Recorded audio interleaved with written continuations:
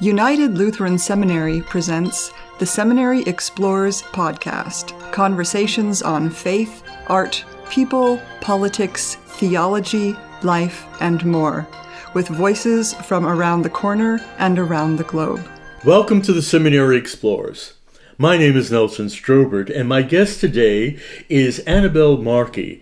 I should say Pastor Annabelle Markey, who is co-pastor at Community Lutheran Church in Sterling, Virginia. Welcome to the Seminary Explores.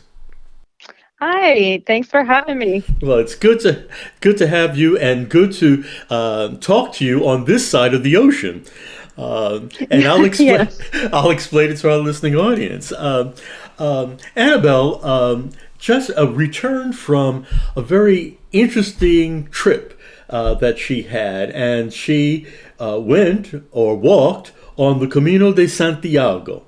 And I was interested. I followed her on Facebook and saw the photos, and I said, I have to talk to her about this experience. So, so I'm glad that you're available. Could you share with our listening audience, what is the Camino de Santiago? The Camino de Santiago is actually a series of different routes to Santiago de Compostela, which is a city in kind of the northwest of Spain, and it has been a pilgrimage site since I think the 9th century. You might want to fact check me there. Right. Yeah. That has been for hundreds and hundreds of years, and thousands of pilgrims have made the walk, the pilgrimage to Santiago. You can walk, you can ride a bike, or you can go by horseback, and it's kind of experienced this resurgence in the past century, and with movies that you might have seen, such as The Way with Martin Sheen. Oh, yes. And a couple other movies. But it's become very, very popular again after a long time of kind of being forgotten. So it's kind of come back into vogue. And the route that I walked was the Camino Francis, which is the one of the most traditional of the routes that you can walk. It's at 490 miles across across France, France, starting in France, across Spain. Okay. Well, how did you become interested in this pilgrimage?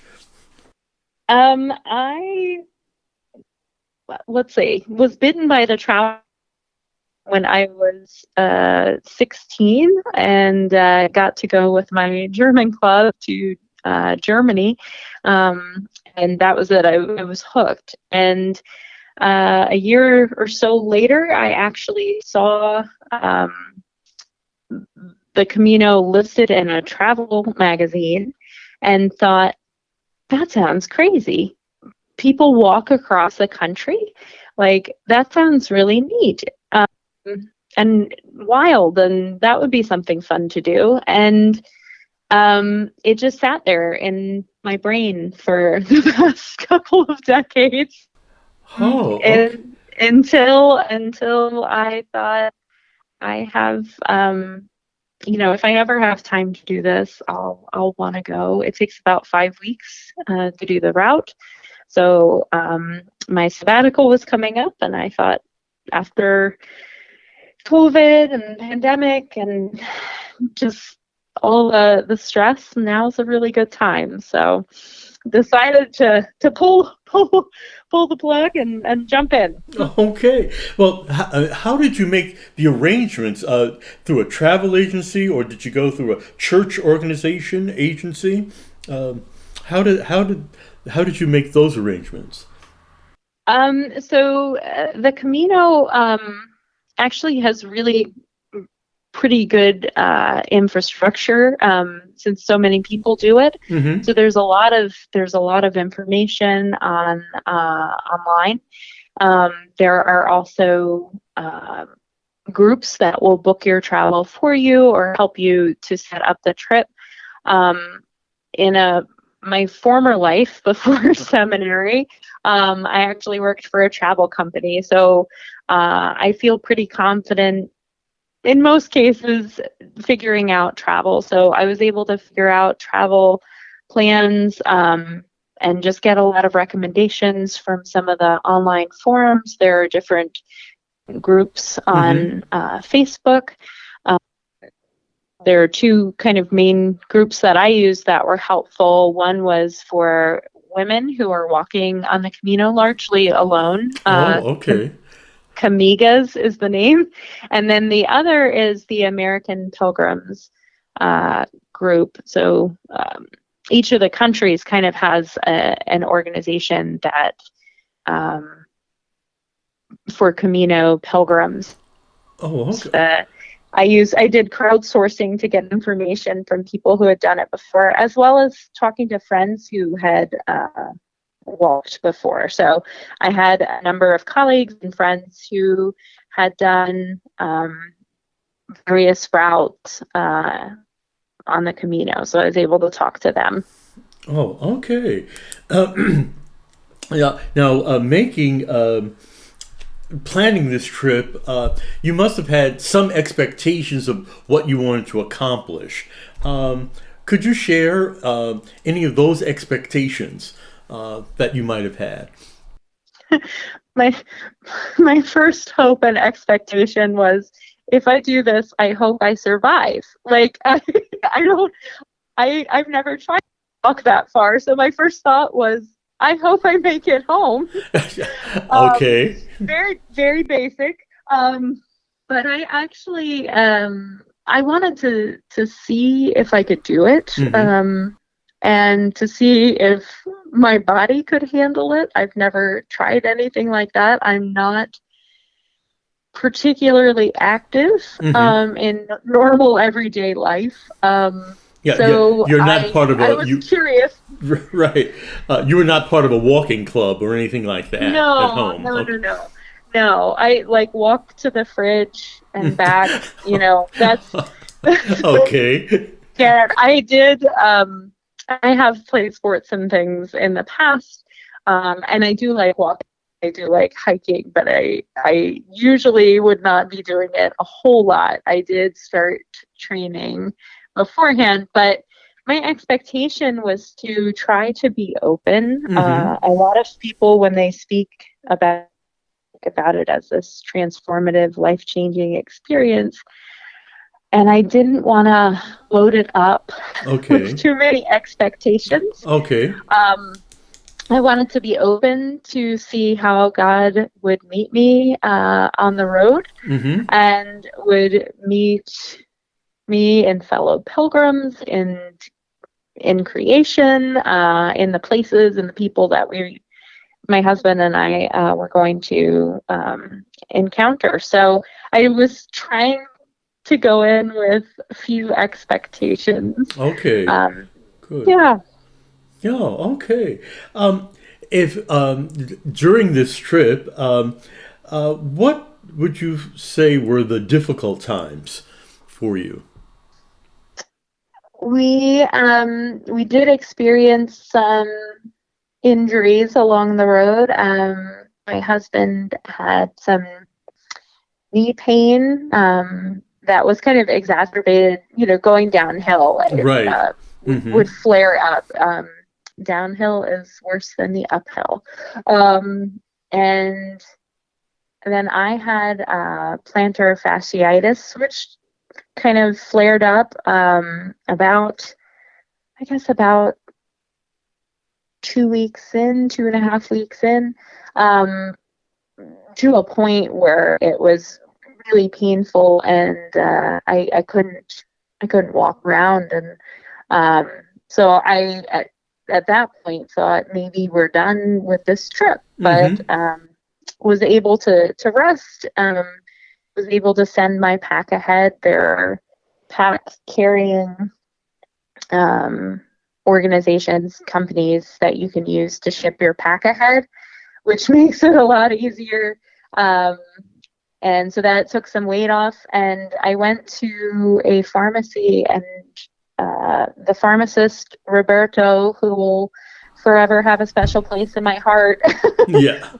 was able to get me a foot brace that enabled me to keep walking. Oh And my. so I credit that brace and Roberto's quick thinking on what might be helpful in being able to continue along the road.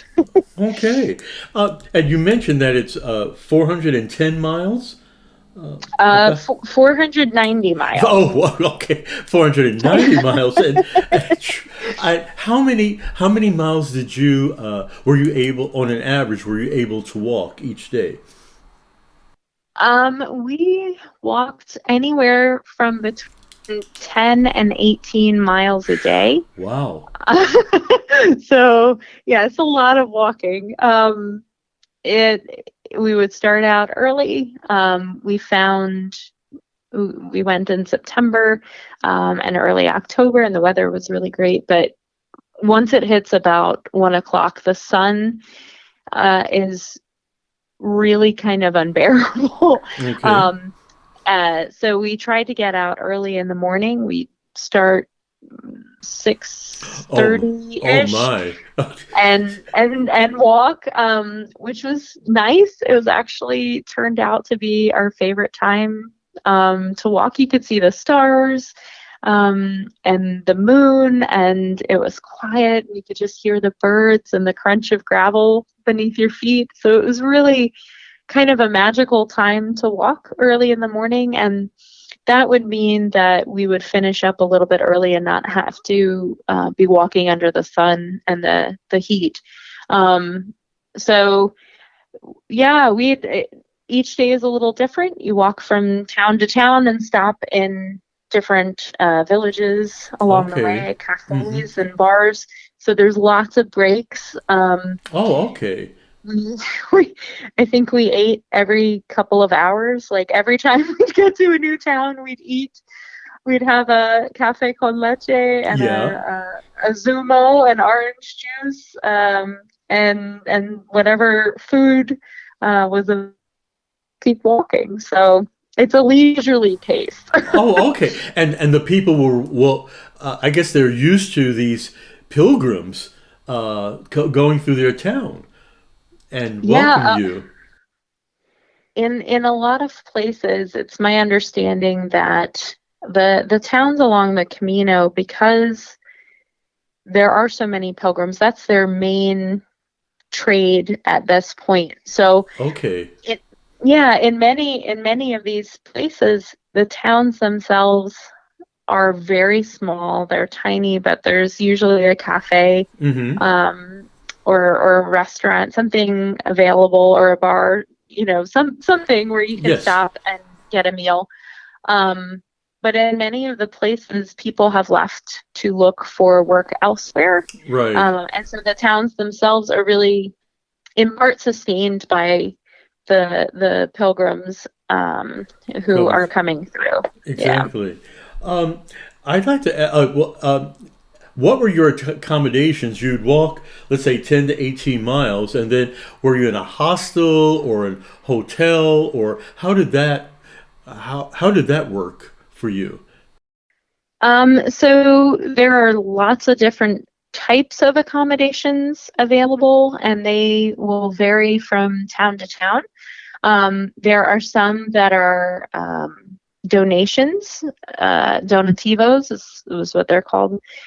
People who are opening their home, and they've got some beds, and you'll usually have like a communal meal. Mm-hmm. Those you just donate for whatever you feel is appropriate. And then there are hostels, either private or municipal run. Mm-hmm. And those can be very inexpensive as well, like, you know, €7, Oh, which yeah. is That's like very cheap. really, really good deal. So shared bathrooms and showers and Mm-hmm. bunk beds. There are also private rooms that you can get in some of the albergues, the hostels where you stay, or you can get smaller rooms, so you'd have like 4 people instead of like a really big shared space with lots of bunk beds. You just have four beds in a room. And then there are hotels. There are like bed and breakfast. There's different ways of booking as well. Some people book ahead. Some people take their chance and see what's open. That's the more traditional way of just walking into a town and asking around, seeing what is available, and trusting that you will have a bed at the end of the day. Yeah, I was about to ask, did you make arrangements ahead of time, or did you, or did you wait until you got to the town to start looking for a place to sleep? It was a combination of things. So the first couple nights I had booked ahead because I knew there would be a lot of people at both the beginning and the end. Right. So it was more crowded. So we tried to book those ahead. And then each day we would get into wherever we were staying. We're staying for the night. We would shower, do our laundry, and we'd call ahead to the next town to see what was available and book. So we did it on a day-by-day basis, and tried to plan out. And sometimes we'd have to adjust how far we were walking based on what was available. But that seemed to work pretty well for us. There was, I guess it was 1 or 2 days maybe that we kind of wandered in and tried our luck to find a place, and Right. it worked out. Oh, that's But good. That's good. I'm a type A perfectionist. That is not my normal mode of just giving up the chance. Okay. And one of the things I was wondering initially when I saw photographs on Facebook that you were doing this alone, but no, you weren't. You were accompanied by someone special. Yes. My husband Jeff, he has known for a long time that I wanted to do this, and I told him I wanted him to come with me, because I wanted to experience this with him. It felt like a once in a lifetime kind of adventure, and Right. I wanted us to have the experience of seeing it together, for the first time. I've done a lot of solo travel, and I'm fine. I'm comfortable with that. But to have somebody to share those exciting moments with, I really wanted to share that with him. And so I spent a long time convincing him that this was something he should do and be excited about. Okay.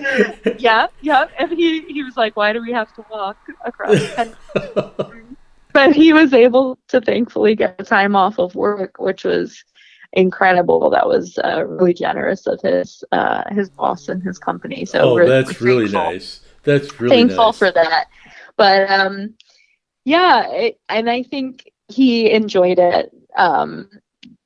Like he tells me he misses the simplicity of it now that we're back. Yes. Yes. So I think it was a good thing for him too, even though I kind of dragged him. Okay. was not maybe his normal thing that he would like to do, but I think it was exciting for him as well. That's good. As you you've only been home a few weeks now. Yeah. How do you think this pilgrimage is changing you or has changed you? It's hard to tell right off the bat. There are a few things that I've noticed right away. One is it slowed me down. Okay. In a way that few other things have been able to do. So I'm always go, go, go. Yes. And I think in the pandemic and as a leader in a congregation, I took on stuff that wasn't mine to take on in terms of feeling responsible for keeping things going, and for just feeling the weight of that in a way that was really not helpful, and wasn't really mine to take on. And I think it took me about 2 weeks to just kind of settle and relax into the pace of the Camino and not feel like I had to rush or do all the things.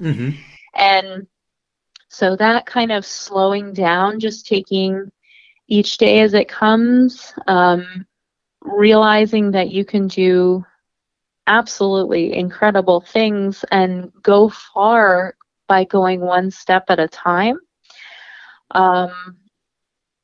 was huge for me. Okay. And I think, like, coming back into regular life, it's how to be present with everything that is just in that moment, and not trying to worry about what's coming down the road, or if I do this, what is this going to look like? It's less anxiety about the future, just knowing that it'll be taken care of. There was just a real sense for me that everything is held in the arms of God. I'm held in the arms of God. I don't have to spin my wheels trying to figure all the things out, which feels like something I knew in my head, but took a long time. Yeah, it took a long time to, like, really get it to settle in. Exactly.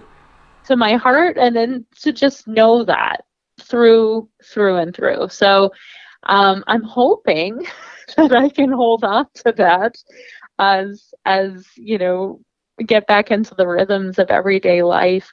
The other thing that I think it's changed, for 5 weeks we just had backpacks with whatever we needed.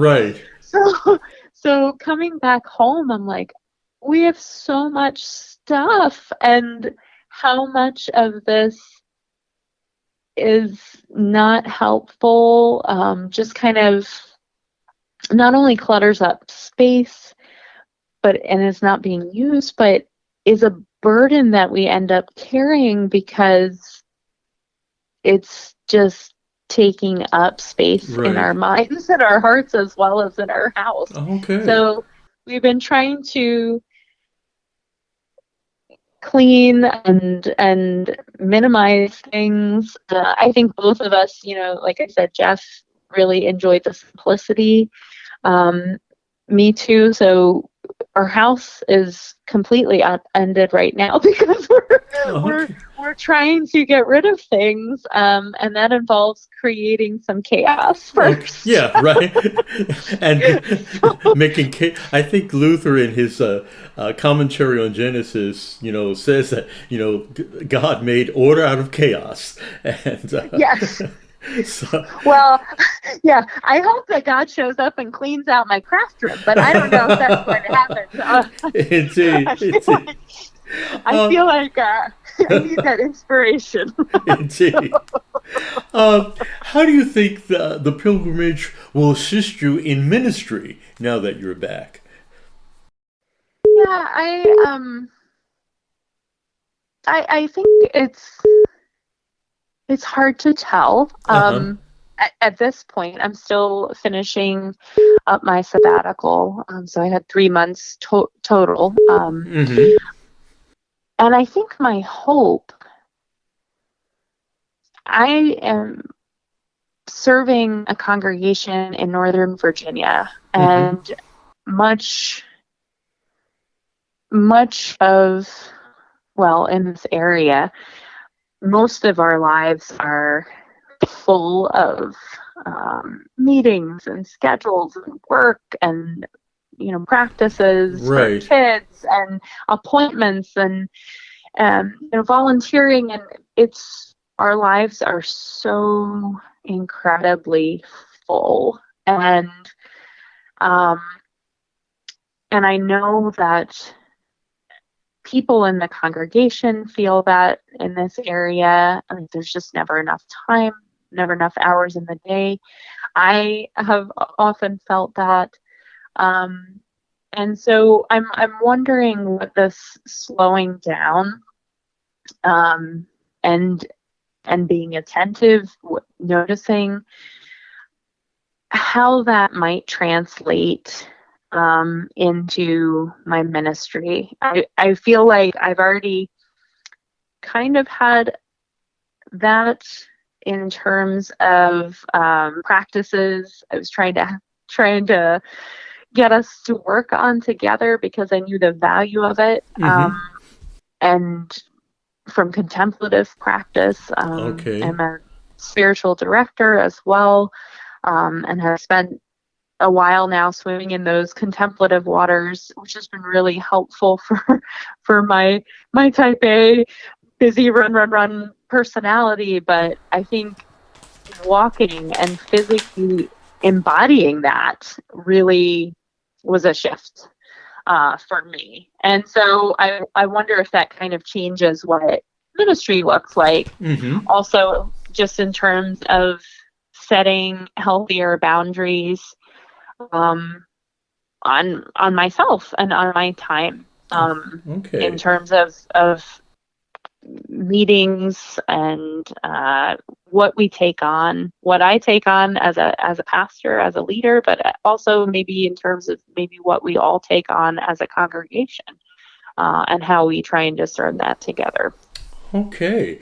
Um, in terms of our listening audience, there might be those who have been inspired by what you have done, and I would like to ask you, what suggestions might you give to people who might want to make this pilgrimage? Any special preparation, etc.? Yeah, I think for me it was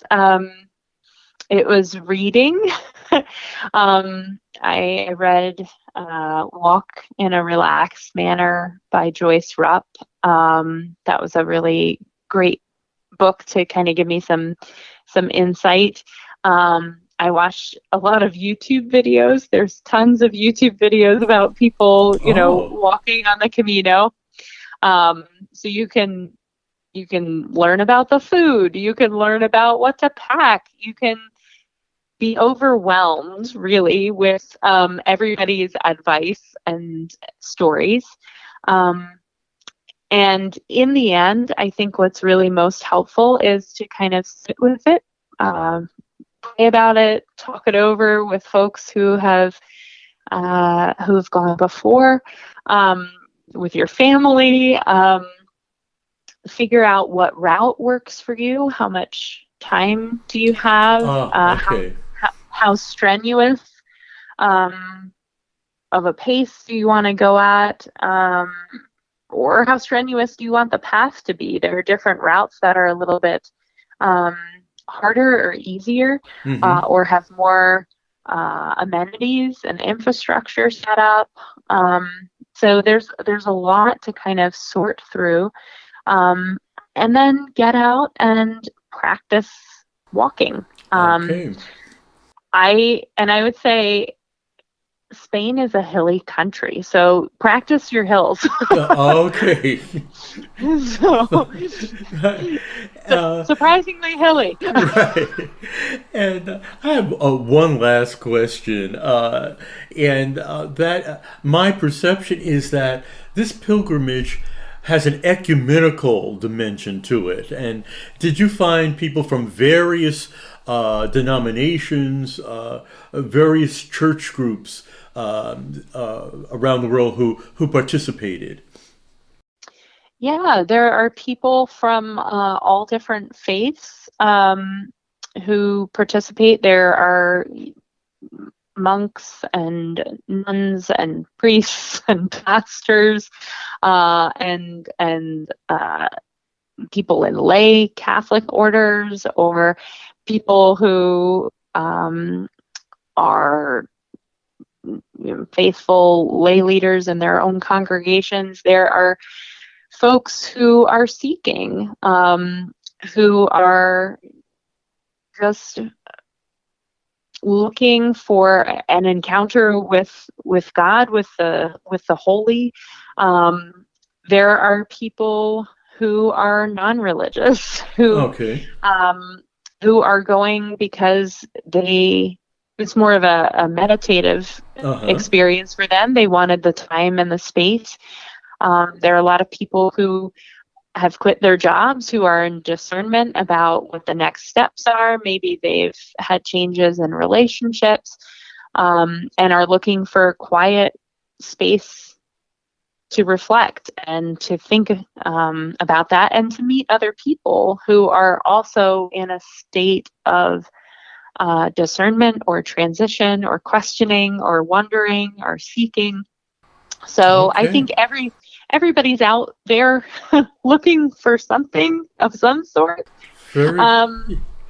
Yeah, and what that looks like is very open. I think maybe even nowadays there are fewer openly, or maybe that's not the right way of saying that. It's not necessarily just religious pilgrims. Yes. Okay. But people who like walking for exercise, or who just want to take a long walk to clear their head. Right. Okay. That's helpful. That's helpful. Well, I can't believe our time has run out, but I want to thank you for sharing such a remarkable experience with our listening audience. And I don't know whether you'll do it again, but it's certainly something that was a thrilling experience from the way you described it. I think I would. I've already been looking and planning for another one. Okay. And so not right away, but in the future. But thank you for listening. Thank you for asking the questions. And I would say, I'll leave you with what pilgrims traditionally say to one another as we pass each other on the trail and on the path. It's buen camino. That means a good journey.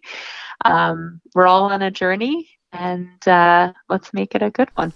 Okay. On that note, I want to thank you, and to our listening audience, you have heard about the pilgrimage of Pastor Annabelle Markey, who is co-pastor at Community Lutheran Church in Sterling, Virginia, and about her adventure on the Camino de Santiago.